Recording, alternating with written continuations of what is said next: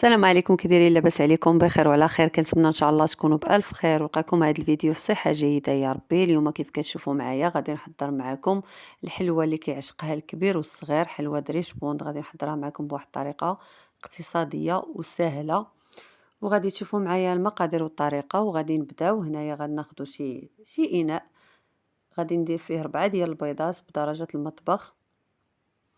هنا عندي زلافه سنيده، وغادي ندير واحد الخنيشه ديال السكر الفاني. هنا كيمكن لكم ديروا قشور الحامض الا عندكم تحكوهم وديروهم. انا هنا ما عنديش قشور الحامض، فانا درت هنايا لاغوم ديال البرتقال. يمكن لكم ديروا ديال الحامض اولا البرتقال، او لا يمكن لكم تستغناو عليها في مره، لان تكتفيو غير بالفاني. هذيك خنيشه د الفاني راها كافيه، ولكن الا بغيتو تزيدوا قشور الحامض يكون حسن. انا هنا ما عنديش قشوره الحامض، فانا عوضتهم هنايا درت بهاد لاغوم اللي كتشوفوا د البرتقال اللي عندي. يمكن لكم ديروها، يمكن لكم تستغناو عليها. صافي، وكنخلط هاد المقادير كيف ما شفتوا معايا. درت 4 ديال البيضات، زلافه سنيده، زلافه الزيت، وخنيشه د الفاني. وهنايا انا غير النسمه زدت هذيك لاغوم ديال البرتقال. كيمكن لكم تستغناو عليها ديروها غير كيف ما قلت لكم، غير ديك الخنيشه د الفاني راها كافيه. صافي، هنا كنخلط مزيان. وانا عندي 4 ديال الخنيشات ديال الخميره د الحلويات من فئه 8 غرام.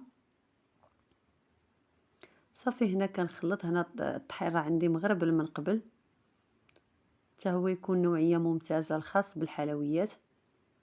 صافي، كندير هنايا الدقيق، وكنزيد هادوك 4 الخنيشات اللي عندي ديال خميره د الحلويات، وكنخلط شويه بشويه. هنايا كنبدا انا كنخلط وكنزيد الدقيق شويه بشويه، ما كنديروش الدقيق دفعه واحده.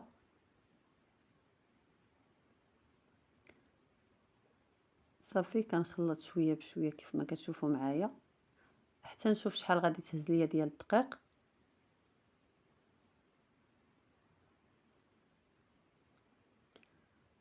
كيف ما قلت لكم راه كنخلطوا شويه بشويه، كنزيدوا الدقيق شويه شويه.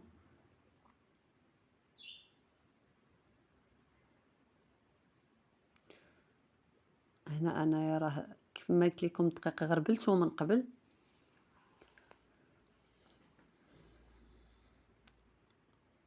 هاد الحلوه تتكون شويه مرخوفه، ما تنقصحوش العجينه. هذاك الشيء علاش كنبقى نزيد شويه بشويه الدقيق حتى كنحصل على العجين اللي يكون هكا، تكون عجينه لينه ماشي قاصحه. انا هنا غنبقى نزيد شويه بشويه الدقيق حتى نحصل على القوام اللي بغيت، وعاد نقول لكم شحال هزات ليا ديال الدقيق بالضبط.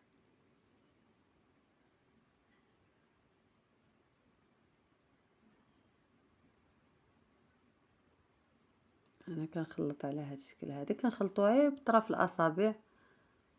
كيف ما كتعرفوا الحلوه راه كامله ما كتبغيش انها تعجن. هنايا مازال خاصني واحد شويه، زدت هاد شويه الدقيق كيف ما كتشوفوا معايا، وكنجمع هاد العجينه هذه كيف ما كتشوفوا على هاد الشكل هذا. هنا بركه راه هي تجمعات معايا العجين. كيف ما كتشوفوا العجينه راه مرخوفه، ماشي كتلصق غير حدها، ما كتبقاش تلصق لينا في يدينا. صافي، كنحصلوا على القوام اللي بغينا على هاد الشكل هذا. ما تكونش العجينه جاريه وما تكونش قاصحه. انا هنايا راه هزات ليا كيلو الا ربع ديال الدقيق.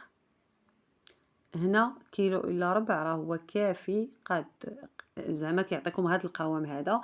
وعاوتاني على حسب نوعيه ديال الدقيق. كاين شي دقيق اللي كيشرب اكثر، تقدروا يحتاج لكم اكثر ديال الدقيق او اقل. انا هنا هزات ليا كيلو الا ربع، وحصلت على هذا القوام اللي كتشوفوا معايا. العجينه كتكون بهذا الشكل هذا لينه، غير لدرجه نتحكموا فيها باش نشكلوها. صافي، هنايا كنشعل الفران كيسخن، وكنبدا نشكل كويرات على هذا الشكل هذا. كديروا القياس اللي بغيتو. انا كنفضل نديرهم على هذا الشكل شويه موين باش هكا كتخدميهم بالزربه دغيا دغيا. وكاين اللي كيعجبو انه يدير هكا كويرات صغار، حبات صغار، باش كيلصقهم من بعد بالكونفيتير وعاد كيديرهم في الكوك. الحلوه الدريش بون ديال زمان اللي كنا اللي كنعرفوها كاملين، كنديرو هكا صغيره وعاد كنلصقوها. اما دابا كنفضل انا على هذا الشكل هذا، فهي كتخدم بسرعه وكتقدري تشكليها دغيا. من بعد ما كان الفران كيف ما قلت لكم شعلته حتى سخن، كندخل الطاوه الفران وكنقص عليها، كندير حراره متوسطه وكتحمر على هذا الشكل اللي كتشوفوا معايا. كنخليها حتى كتحمر وكنخرجها. وهنا كناخذ الكونفيتير، هنا كناخذ الكونفيتير الخاص بالحلويات، يكون ديال المشماش. الا ما كانش الكونفيتير كيمكن لكم تستعملوا العسل، حتى العسل حتى هو كيجي فيها زوين، غير العسل تكون نوعيه اللي مزيانه.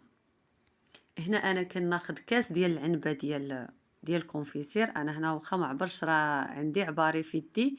كديري كاس ديال العنبه ديال الكونفيتير، كندير ليه نص كاس ديال الماء زهر.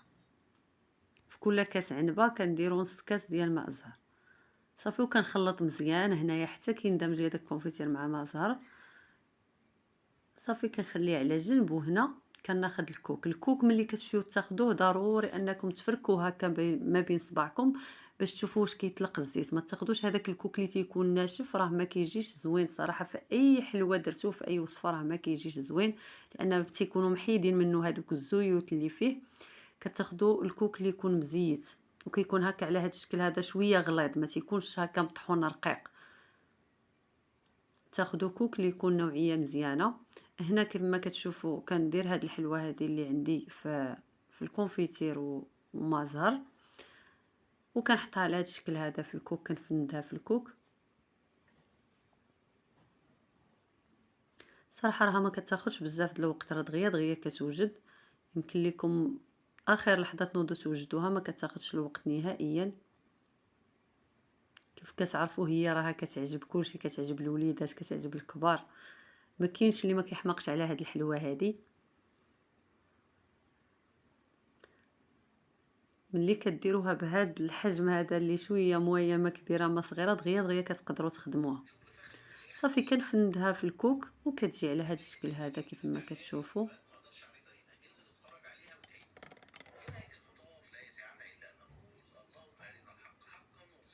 تيكون الشكل النهائي ديالها هو هذا اللي كتشوفوا، راه كتجي غزاله وكتجي هشه.